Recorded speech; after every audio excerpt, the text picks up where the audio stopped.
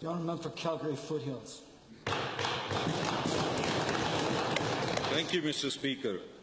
Fort McMurray's oil and gas companies have first opened their doors to evacuees and then moved them to safe locations. But those employees who are not working and not collecting benefits such as employment insurance will not be safe financially.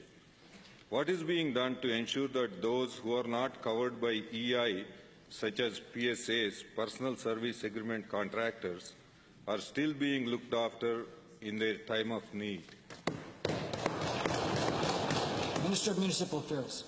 Mr. Speaker, certainly we're very concerned about all the residents of Fort McMurray that have had the various impacts that they have had, regardless of where they came from in the area. And we're working very hard to ensure that we provide supports to them. That certainly is the reason that we're providing the short-term emergency aid that starts as of today, the $1,250 per adult, the $500 per dependent, to provide them that additional support to help them with their short-term needs at this time when they're away from both their homes and potentially their employment.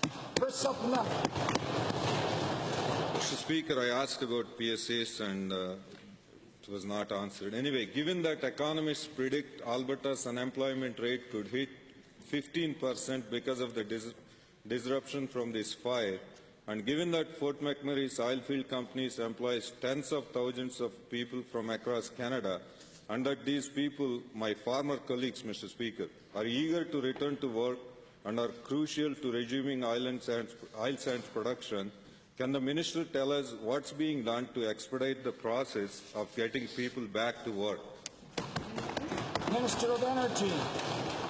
Thank you, Mr. Speaker, and thank you for the question. The Premier and I met yesterday with the oil industry folks, oil sands CEOs, and there's in fact a lot of hope coming in the next while. Most, if not all, of the north facilities were not damaged, so there's a plan in place. Shell is already ramping up, Suncor is.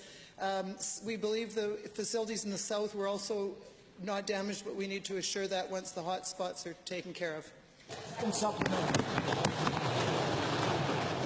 Thank you, Minister. Given that for every day that production is kept offline because of the wildfire, it provided an opportunity for foreign oil companies to fill the supply gap, taking money out of Canada. And given that any sustained pattern of this supply gap taking place could result in significant loss of wages for Alberta's oil workers, what will be done in the coming weeks and months to ensure that our market share is protected and expanded so that Albertans continue to have employment opportunities at home?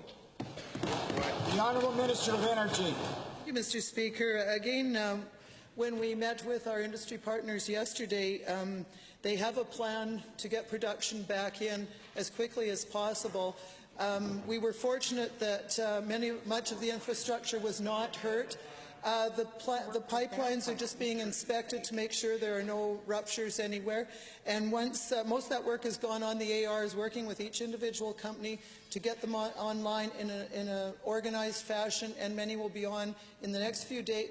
Some will be on in the next few days, many will be on in the next few weeks.